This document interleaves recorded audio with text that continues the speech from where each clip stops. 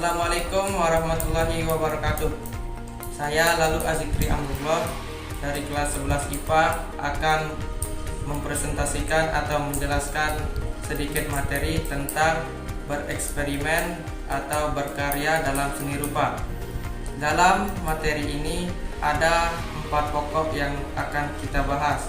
Yang pertama, seni rupa murni. Yang kedua, seni lukis. Yang ketiga, penciptaan desain. Dan yang terakhir, prinsip desain.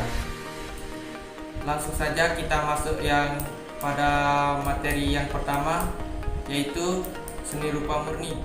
Seni rupa murni merupakan kegiatan berkarya seperti seni lukis, seni patung, seni grafis, seni serat, dan lain-lain lagi.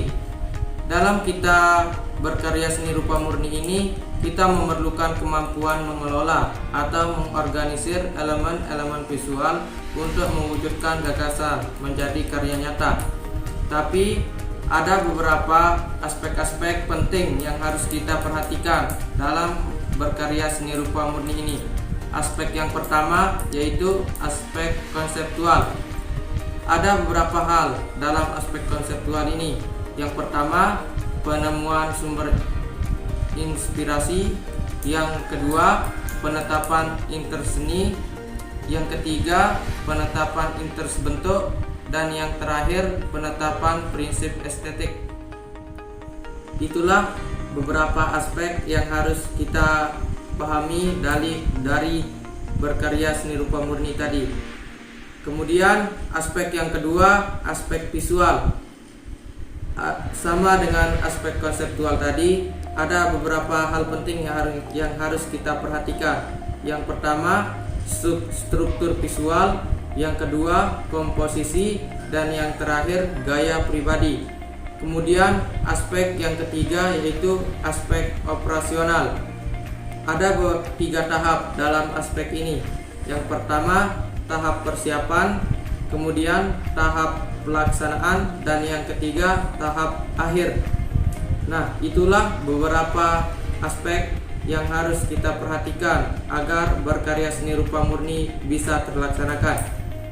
Kemudian kita masuk ke materi yang kedua, yaitu pengertian seni lukis atau bisa kita sebut dengan seni lukis. Penciptaan sebuah karya seni lukis menuntut pengetahuan dan spesialis bidang keahlian. Ada beberapa pengetahuan dasar yang harus kita perhatikan. Yang pertama, ruang lingkup seni lukis. Menurut Herbert Reed mengatakan bahwa seni lukis adalah penggunaan garis, warna, tekstur, ruang, dan bentuk pada suatu permukaan yang bertujuan untuk menciptakan berbagai image. Image tersebut bisa merupakan pengekspresian dari ide-ide, emosi, pengalaman-pengalaman yang dibentuk sedemikian rupa sehingga mencapai harmoni. Yang kedua yaitu unsur visual. Dalam unsur visual ini ada beberapa unsur-unsur yang harus kita pahami. Yang pertama, unsur garis. Garis adalah salah satu elemen yang sangat penting dalam seni lukis. Pedoman seni yang penting dan ampuh sebagaimana juga yang terdapat dalam hidup adalah semakin nyata, tajam, dan kuat garisnya, maka sempurna hasil seninya. Kemudian unsur yang kedua yaitu warna. Secara fisika, warna ditimbulkan oleh sinar matahari. Apabila kita sorotkan sinar matahari ke sebuah kaca prisma, maka sinar tersebut akan terurai menjadi beberapa sinar warna yang disebut spektrum warna. Peran warna dalam kegiatan seni lukis sangatlah esensial, baik pada masa pra-modern, masa modern, maupun masa pro-modern. Kemudian unsur yang ketiga yaitu sifat warna. Dalam teori warna dikenal 3 sifat optis atau optical property, yaitu hue, value, dan saturation. Value adalah tingkat kepekaan warna. Kemudian kelui adalah fenomena kecemerlangan dan kesuraman warna. Dan yang terakhir, saturation adalah intensitas nada warna untuk menunjukkan warna-warna menyala dan warna-warna yang suram. Kemudian unsur yang keempat yaitu notasi warna. Notasi warna atau color notation adalah sistem klasifikasi atau identifikasi warna menurut sifat optisnya. Kemudian unsur yang kelima yaitu warna-warna antara. Setelah warna primer, warna sekunder, dan warna komplementer, dikenal pula warna-warna antara seperti warna merah oranye, merah ungu, biru ungu, hijau biru, kuning hijau, dan masih banyak lagi. Kemudian unsur yang keenam yaitu warna hangat dan warna sejuk. Dari lingkaran warna dapat pula ditentukan warna hangat panas dan warna sejuk dingin. Warna yang memberi efek kehangatan adalah warna merah, oranye, dan kuning. Sementara warna hijau dan biru memberikan efek yang menyejukkan. Kemudian unsur yang ketujuh yaitu warna kromatik dan akromatik. Warna kromatik terdiri dari warna hitam, putih, dan abu-abu. Selebihnya termasuk warna akromatik seperti warna merah, biru, kuning, hijau, orange, dan seterusnya. Kemudian unsur yang terakhir yaitu warna objek dan warna pigmen.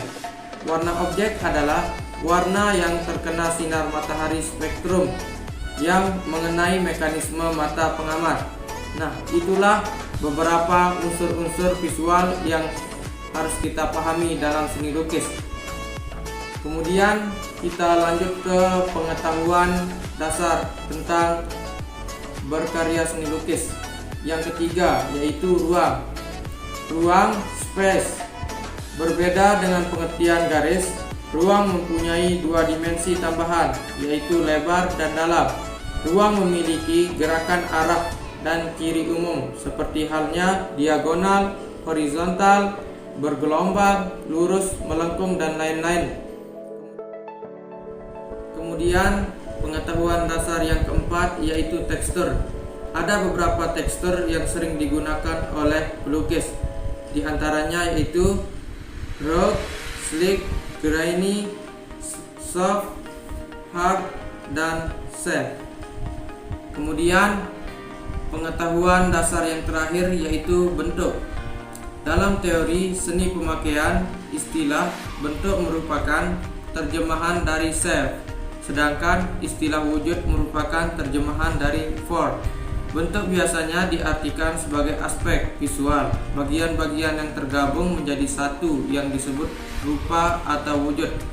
Dalam konteks seni rupa, wujud mengandung pengertian yang khas, yaitu yang memberikan tatanan khusus sehingga mampu mempengaruhi preferensi pengamat. Nah, itulah beberapa pengetahuan dasar yang harus kita pahami dari seni lukis. Kemudian kita masuk ke materi yang ketiga yaitu penciptaan desain. Desain sebagai kata kerja berarti proses penciptaan objek baru. Sedangkan sebagai kata benda, desain berarti hasil akhir sebuah proses kreatif baik dalam wujud rencana, proposal, atau karya desain sebagai objek nyata. Sebagai aktivitas reka letak atau perencanaan, desain dikerjakan untuk memenuhi kebutuhan masyarakat akan benda-benda fungsional yang estetik. Proses kreasi desain mencakup yang pertama, studi pendahuluan, yang kedua, profil pasar dan segmen konsumen, yang ketiga, alternatif desain, yang keempat, uji coba, dan yang terakhir, standar prosedur produksi. Kemudian materi yang terakhir yaitu prinsip desain. Dalam proses kreasi, seseorang pendesain biasanya memerlukan beberapa pengetahuan dasar. Yang pertama, keselarasan, yang kedua, kesebandingan, yang ketiga, irama, yang keempat, keseimbangan, dan yang terakhir, penekanan. Nah, itulah beberapa materi yang saya jelaskan. Kurang dan lebihnya mohon dimaafkan. Assalamualaikum warahmatullahi wabarakatuh.